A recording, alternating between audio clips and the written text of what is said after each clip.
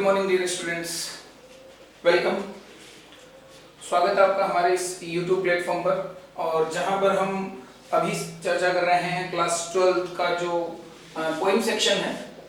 और क्लास 12 का जो हमारा पोइम सेक्शन है दोस्तों, उस पोइम सेक्शन के अंदर आज की जो हमारी चर्चा होगी वो होगी poem number 3, third number poem है। और पोइम का नाम है होप। आप इसे द होप कह सकते हो, हमारे पास जो कि नाम दिया हुआ है। ये पोइम जो है बुक के अंदर आप जो भी पेज है आप उसे देख लें। थर्ड पोइम है the hope, written by Rajan Agarwal, a well known Rajasthani poet. Indian poet भी है, इंडिया में तो ओके डेफिनेटली, राजस्थानी पोइट में इसलिए कह रहा हूँ क्योंकि राजस्थान से जुड़े हुए हैं।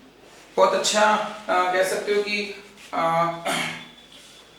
काफी सारी इनकी ऐसी अच्छी पोइम्स थी जो कि कह सकते हो बहुत अच्छी जगह पब्लिश हुई, लाइक ऑक्सफोर्ड। अब आप आपकी अगर बात करें, इसके अलावा ऑलमोस्ट इन्होंने लगभग अबाउट 50 पोइम्स कह सकते हो राजन अग्रवाल ने लिखी है। और he was born on in 1991, 1991 में इनका जन्म हुआ था। अपने जो जगह हैं वो पड़ती है सिंघाना। सिंघाना अपने झुंझुनू में, झुंझुनू 1991 में। और प्रेजेंटली वो भी जैसे उदयपुर में रह रहे हैं।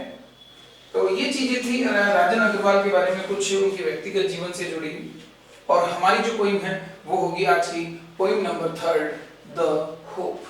पोइम का नाम क्या है?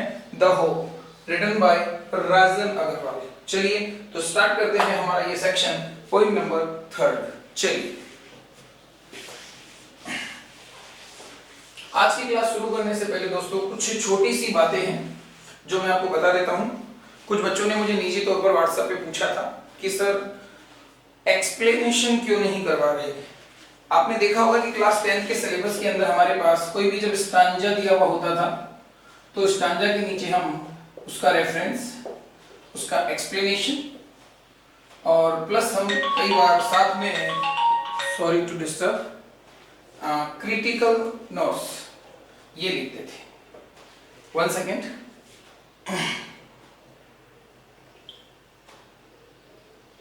सो दैट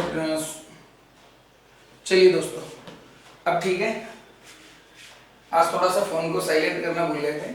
रेफरेंस, एक्सप्लेनेशन और क्रिटिकल नोट्स, ये हम चीजें लिखते हैं। रेफरेंस में क्या लिखते थे कि पोइम कौन कौन सी है, इसके पोइट का नाम क्या है वगैरह। एक्सप्लेनेशन में हम उसकी व्याख्या करते थे, किनकी? उन लाइंस की जो लाइंस हमें प्रोवाइड की हुई होती थी। और क्रिटिकल नोट्स में हम एक्स्ट्रा कहते हैं स्पेशल कमेंट्स लिखते थे, जिससे उसकी राइटिंग स्टाइल के बारे में, उसके पोइट ने कुछ विशेष जो कह सकते हो प्रयोग किया हो अपनी भाषा के अंदर, अपनी लैंग्वेज के अंदर, वो चीजें लिखी जाती थी। ये था पार्ट आपका क्लास 10th का। Like the class 11th, 12th के अंदर आपको इस तरह के सवाल नहीं पूछे जाएंगे। बिल्कुल 11th क्लास की तरह ही आपको 10th क्लास की तरह सवाल नहीं पूछने थे जैसे, वैसे ही कक्षा 12 के अंदर भी आपके, मैं फिर कह दूं, पोइम के केवल क्या आएंगे? Question answer. कैसे आएंगे? स्टांजा के नीचे 2 क्वेश्चन, 2 × 2 बराबर 4 मार्क्स। इसके बाद इसी क्वेश्चन के जस्ट नीचे एक क्वेश्चन आंसर वाला और रहेगा 30 to 40 वर्ड्स वाला, जहां 4 में से 3 करने होंगे। 3 × 2 मार्क्स बराबर हो गए 6 मार्क्स, और ये 4 और 6 टोटल मिला के हुए 10 मार्क्स। तो इस तरीके से पोइम जो है हमारी 10 मार्क्स की होगी टोटल। ये था प्रश्न किस प्रकार के आएंगे, उस बात का जवाब। कुछ बच्चों ने मुझसे व्यक्तिगत सवाल पूछा था तो उनके लिए मैंने ये चीज क्लियर कर दी है। चलिए दोस्तों, सबसे पहले हम आज की जो हमारी पोइम है उसका थोड़ा सा हम कह सकते हो डिस्क्रिप्शन ले लेते हैं। पोइम का नाम है the hope, written by Rajan Agarwal. What is the hope? Hope का मीनिंग क्या है? होप का मीनिंग हुआ आशा, किसी बात की आशा। हम बहुत ज्यादा होपफुल हैं बिना होप के तो जीवन ही पॉसिबल नहीं है ना। आस या आशा, जीवन किस पे टिका हुआ है? आशा पे टिका हुआ है। आप मोबाइल चलाते हो और यूट्यूब ऑन करके आप केसीपी वाला जो चैनल है उसको खोलते हो, किस लिए खोलते हो? एक होप रहती है, एक आशा रहती है कि वहां पर इंग्लिश की, केमिस्ट्री की, मान लीजिए कि मैथमेटिक्स की क्लास होगी। हम रात को सोते हैं सिर्फ इसी आशा में कि कल उठेंगे। हम रात को जब सोते हैं तो कह सकते हो कि काफी खा पी के आराम से सोते हैं, इसी आशा में कि कल उठेंगे, एक एनर्जी से भरा हुआ दिन होगा। ये सब चीजें क्या है? होप ही तो है। होप जो है, आशा जो है, वही हमें चलाए हुए हैं। कह सकते हो it sustains life, it sustains life. ये जीवन को बनाए हुए रखती है। और अगर ये आशा ही नहीं रहेगी तो लाइफ कैसी? पॉसिबल ही नहीं है। लाइफ जो है वो बिल्कुल पॉसिबल नहीं है अगर आपका इसमें होप ही नहीं रहेगी तो। आशा ही नहीं रहेगी तो जीवन कैसा? बिना आशा के जीवन जीना पॉसिबल नहीं है। तो इस पोएम के अंदर कवि बिल्कुल एक प्रकार से आप कह सकते हो बहुत ही अच्छे इंटरप्रेटर रहे हैं, या कह सकते हो फेवर कर रहे हैं बिल्कुल होप को, और बिल्कुल कह सकते हो आशा रखने के पक्ष में है। वी शुड बी होपफुल, ये इस तरह का मोटिव है उनका, क्योंकि everything depends on the hope. हर चीज होप पे टिकी हुई है। While they are animals, they are birds, they are plants etcetera. कुछ लाइनें इन्होंने इस तरह की लिखी है, बर्ड्स के बारे में भी लिखा है, प्लांट्स के बारे में भी लिखा है, अन्य लोगों के बारे में जो अननोन टाइप के लोग हैं, हाँ, उन्होंने कुछ वर्ड्स दोगे इसको जोड़ा है। खुद के लिए भी कहा है कि मेरे लिए भी होप बहुत कुछ है। तो ये होप जो है वो क्या है किन लोगों के लिए, यही बात इस होप पोएम में लिखी हुई है। और आप जानते हो कि without hope life is not possible, जीवन ही संभव नहीं। आशा पर तो पूरा संसार टिका हुआ है। हर एक व्यक्ति को दूसरे से हर एक आशा होती है। फॉर एग्जाम्पल हम यहाँ टीचिंग कर रहे हैं, हमें आशा है कि आप हमारा चैनल को देखोगे, आप हमारे पेज को लाइक करोगे, हमारे इसको शेयर करोगे, आप इसे पसंद करोगे, तो ही तो हम कर रहे हैं। कुछ भी हम जो काम कर रहे हैं, कोई व्यक्ति उठकर सुबह काम की तलाश में जाता है, क्यों? उसे आशा है कि मैं कोई काम करूंगा, कुछ कमाऊंगा और कुछ पैसे लेके आऊंगा। घर परिवार के जो लोग हैं वो आशा लगाए बैठे हैं कि वो जो व्यक्ति बाहर गया है वो कुछ पैसे कमा के लाएगा, यही तो आशा है। जब वो व्यक्ति काम से आता है तो उसे भी आशा रहती है कि घर पे सब मेरा इंतजार कर रहे होंगे, और घर वाले इस आशा में रहते हैं कि वो जल्दी आएगा। हर चीज होप पे टिकी हुई है दोस्तों।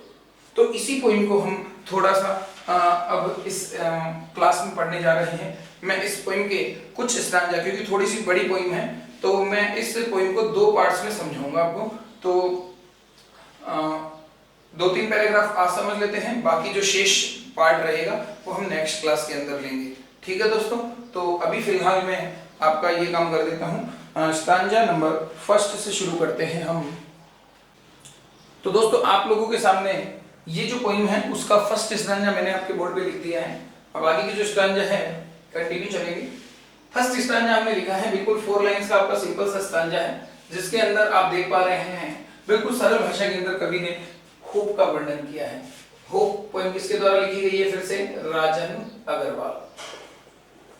ठीक है, पहली पोइम हमारी कौन सी थी? The noble nature, written by Ben Jonson. इसके बाद में कौन सी थी बताइए?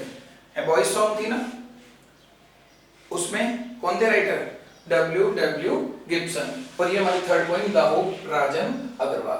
सो स्टांजा फर्स्ट की बात करते हैं। Hope is given different names. Hope आशा को दिए जाते हैं, हम लोग आशा को देते हैं, क्या देते हैं? Different names. इसका मतलब आशा को क्या दिए गए हैं? अलग अलग नाम दिए गए हैं। हम लोग आशा को अलग अलग नामों से पुकारते हैं, हम लोग आशा को, इसी होप को अलग अलग नामों से जानते हैं। क्लियर?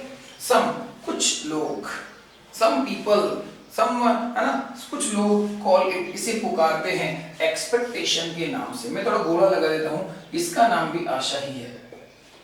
एक्सपेक्ट करना, आशा करना। आप फ्यूचर में किसी चीज की होने की एक्सपेक्ट करते हो, तो कुछ लोग इसे एक्सपेक्टेशन कहते हैं। राइटर ने तो अपना प्रेजेंटेशन रखा कि राजन अग्रवाल ने तो पोएम में लिखा था होप, और अब कहा कि इसी होप को कुछ लोग एक्सपेक्टेशन के नाम से भी जानते हैं। अदर्स, दूसरे लोग टर्म एक विशेष नाम देते हैं, शब्द देते हैं, फ्यूचर रिलेवेंस, भविष्य से संबंधित। निश्चित सी बात है, भविष्य से संबंधित तो है ही ना, it is relevant to the future, ये भविष्य से संबंधित तो है ही ना।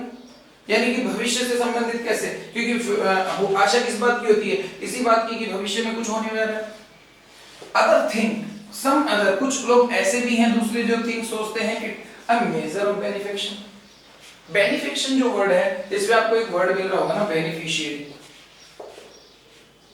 लाभप्रद, लाभदायक, यानी कोई भी ऐसी वस्तु जिससे हमें लाभ हो।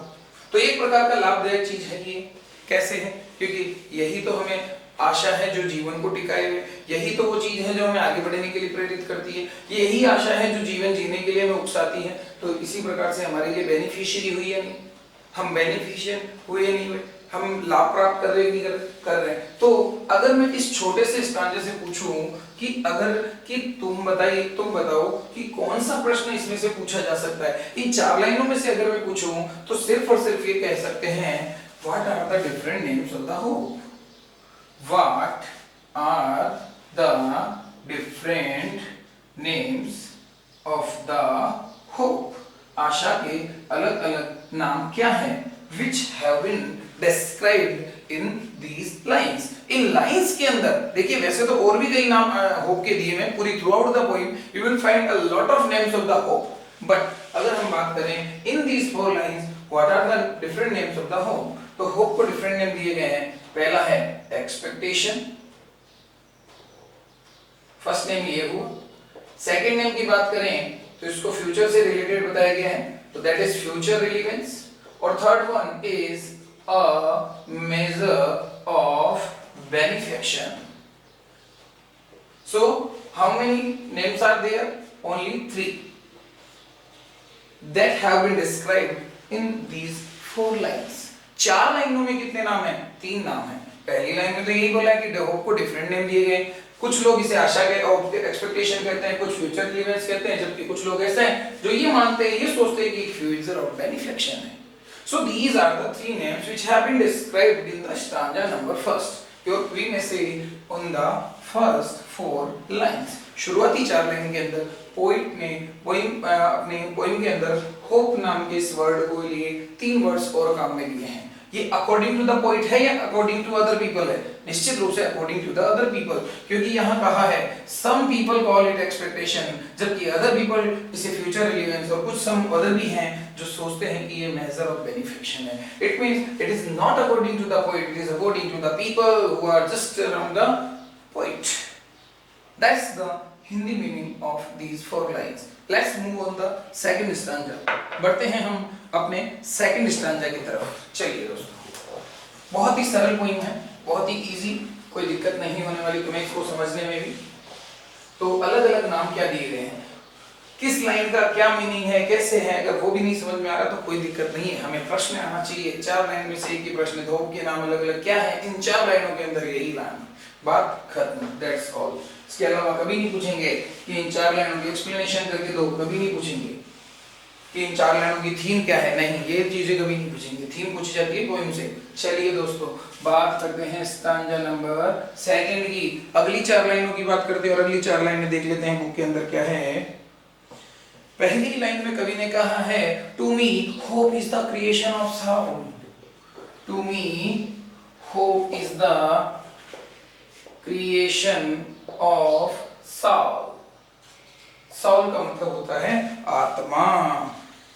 That makes us feel pleasuresome, that makes us feel pleasuresome। अगली 2 लाइन्स क्या हैं? And leap with enthusiasm, and leap with enthusiasm। enthusiasm क्या होता है? उत्साह है, खुशी, बहुत ज्यादा डिलाइटेड महसूस करना। एंड ग्लो, ये ग्लो का मतलब बहुत ही वही डिलाइटेड वाला भाव है, चमकना नहीं है। इन पास्ट, अतीत में, हमारे बीते हुए समय में, we have survived on hope, we have survived on hope, on hope. So these are the next 4 lines of the poem number 3। चलिए दोस्तों, बात करते हैं इसके हिंदी ट्रांसलेशन के ऊपर। तो अभी तक की जो 4 लाइनें हमने देखी इससे शुरुआती, उसमें क्या कहा गया है कि होप जो है उनको डिफरेंट नेम्स दिए हुए हैं। कुछ लोग उसे क्या मानते हैं? फ्यूचर रिलेवेंस, कुछ एक्सपेक्टेशन और कुछ measure of benefaction. While the poet says that to me, मेरे लिए, for me, to me, hope is the creation of soul, hope is the creation of soul. ये विस्तार में लगा रहा हूं, प्रश्न उठेगा what is hope according to the poet. इसके आंसर में फिर उसी तरह से देना होगा, हम करेंगे इसके आंसर को बाकायदा बढ़िया तरीके से समझेंगे कि according to the poet Rajan Agarwal नाम लिख के करेंगे तो कितना अच्छा लगेगा, अगले चेक करने वाले को भी लगेगा कि हाँ बच्चे ने बढ़िया तरीके से याद किया। According to the poet Rajan Agarwal, hope is the creation of soul. कवि के अनुसार होप क्या है? क्रिएशन ऑफ साउल, आत्मा का सृजन, निर्माण, क्रिएशन, उत्पत्ति, उद्भव, किस चीज का? साउल का। ये आत्मा का सृजन समझ रहे हैं, क्रिएशन ऑफ साउल समझ रहे हैं। So this is line that is according to the poet that hope is the creation of soul that makes, जो बनाती है हमें, जो हमें बनाती है। देखो मेक फील, यहां पर थोड़ा ध्यान देंगे, महसूस करना नहीं, महसूस करवाना, जो हमें महसूस करवाती है। देखो अब आप सोच रहे हो कि सर ये क्या अर्थ दे रहे हो उस तरीके से, तो थोड़ा सा मैं यहां समझा देता हूं। मेक राइट, लिखना नहीं, लिखवाना। मेक लाफ, हंसना नहीं, हंसाना।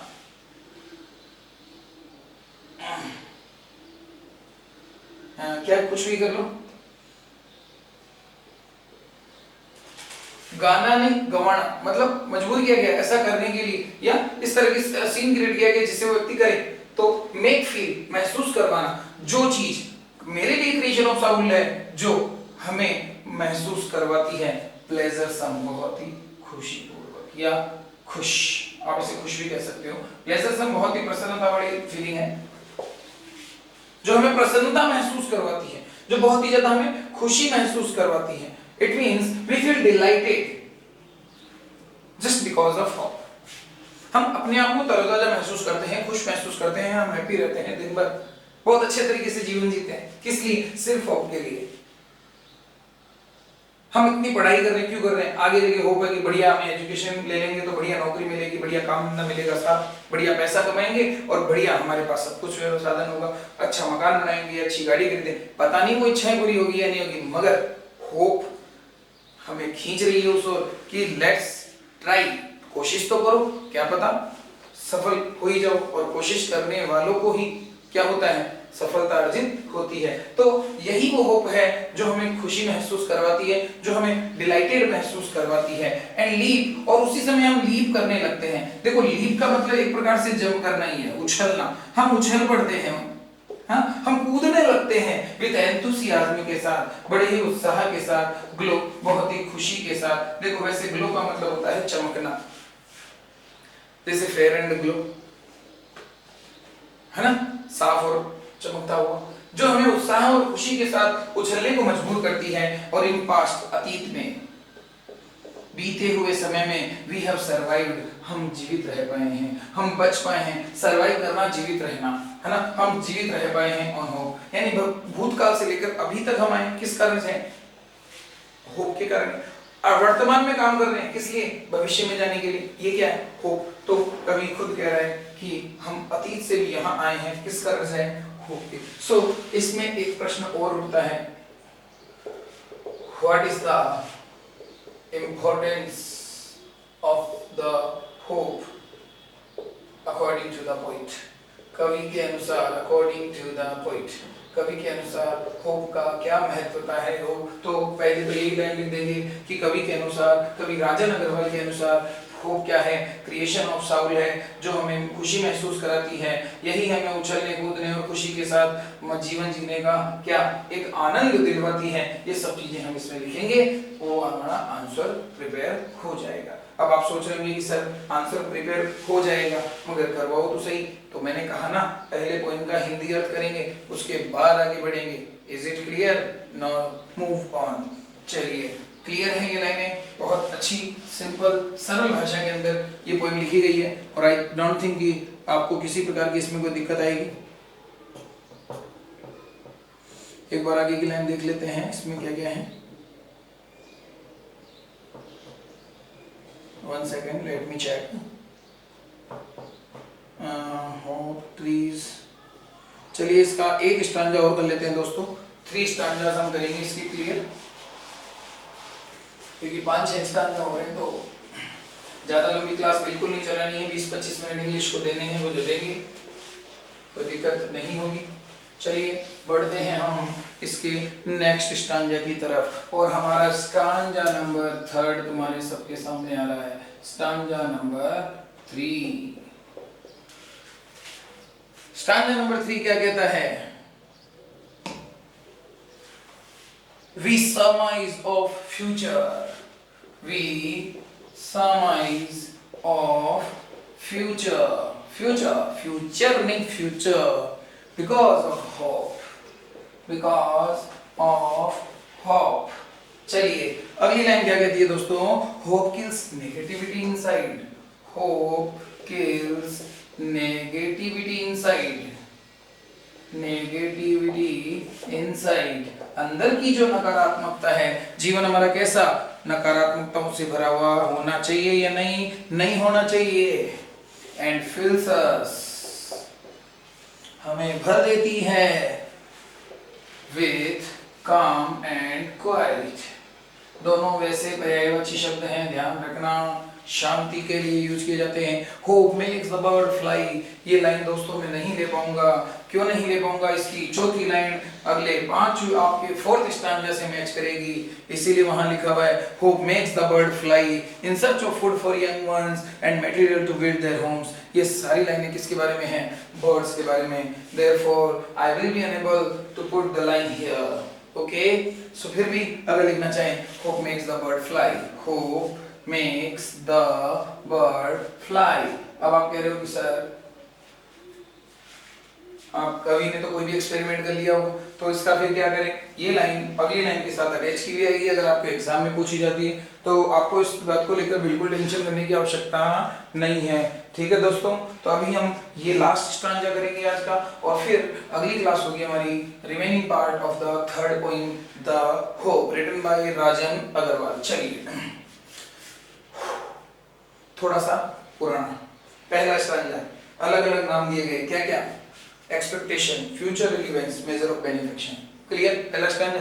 दूसरा स्टांजा, कवि ने कहा मेरे लिए होप क्या है? Creation of soul. तो प्रश्न था according to the poet what is the hope? Hope is the creation of soul, वो दिया पोएट के अनुसार। और फिर उसके अनुसार कि यही वो होप है जो हमें प्लेजर से महसूस कराती है, हम लीप करने लगते हैं, उछलने लगते हैं, एंथुसियाज्म के साथ, ग्लो के साथ, बड़ी खुशी और आनंद के साथ उछलने लगते हैं, जस्ट बिकॉज ऑफ यही तो प्रश्न है, किस लिए उछलने लगते हैं, किस लिए हमें खुशी महसूस होती है? जस्ट बिकॉज ऑफ होप, है ना।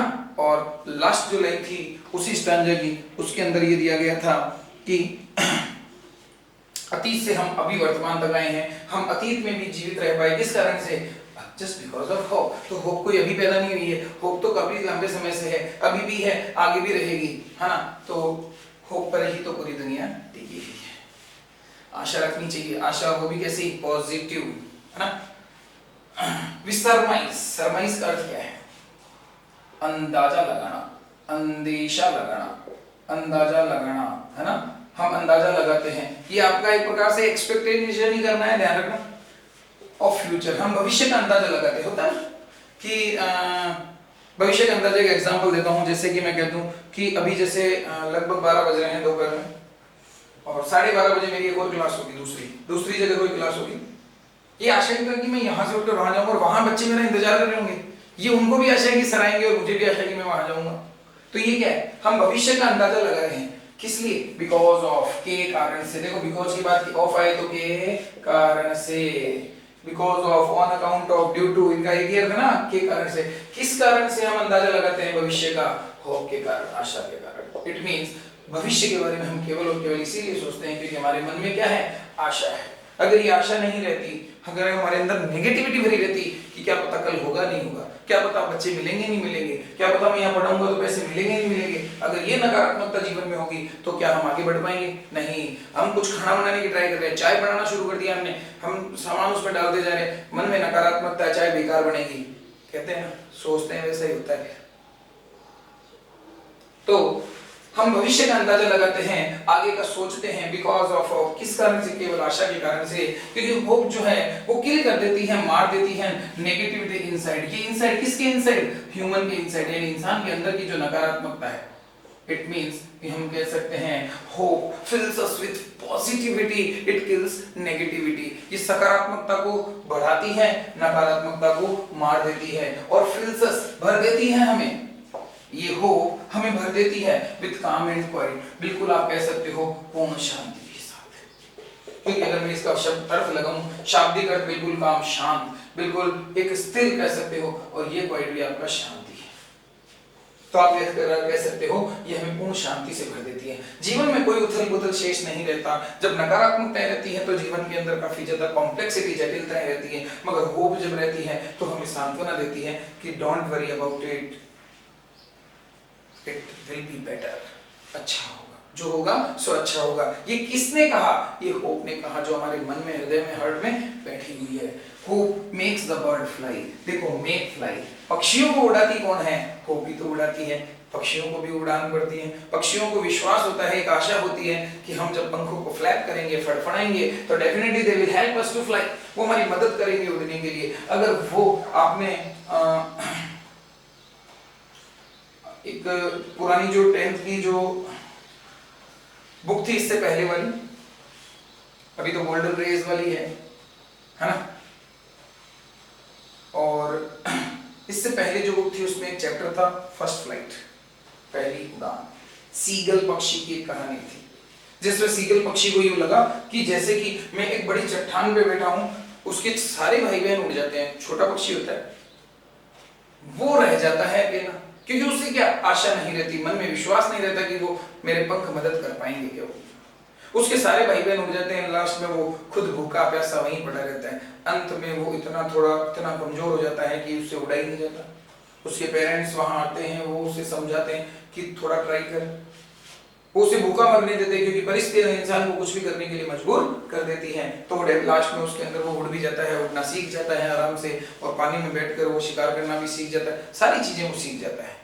ये हमें होप, अगर आशा मन में है, पॉजिटिविटी अंदर है, तो हम कुछ भी काम कर सकते हैं। Nothing is impossible. You know that the word itself says that I am possible, है ना? कैसे? I am possible. जब impossible वर्ड खुद अपने लिए कह रहा है कि I am possible में संभव, so everything is possible, हर चीज संभव है। मन में एक विश्वास होना चाहिए, बिलीव होना चाहिए, फेथ होना चाहिए, एक होप होनी चाहिए। यही वो होप है जो हमें कुछ भी करने के लिए आगे बढ़ाती है। तो हम भविष्य का अंदाजा लगाते हैं, किस लिए? होप के कारण से, और ये नकारात्मकता को मार देती है, पॉजिटिविटी हमारे अंदर भर देती है, हमारे मन में पूर्ण शांति प्रदान करती है, और यही वो होप है जो पक्षियों को भी उड़ने में मदद करती है। होप से जुड़ी हुई एक दो लाइनें और भी रहेगी जो हम डिस्कस करेंगे हमारी नेक्स्ट क्लास के अंदर। तो ये थी दोस्तों हमारा part first, poem number 3, the hope, written by Rajan Agarwal. I hope you will like it, you will share it. Comment जरूर आना चाहिए, क्लास कैसी लगी। देखने के बाद कमेंट जरूर करें, क्लास कैसी लगी। कमेंट कम आते हैं तो अच्छा नहीं लग रहा मुझे, मैं चाहता हूँ कमेंट बहुत सारे आए, तो कमेंट अच्छे से आने चाहिए, और बहुत ज्यादा कमेंट आने चाहिए। 10 लोग देख रहे हो तो 10 कमेंट होने ही चाहिए, 20 ने देखा तो 20। प्लीज शेयर करते रहिए हमारे चैनल को, और आगे से आगे बढ़ाते रहिए। Till then have a good time, have a nice time. Thank you for the watching.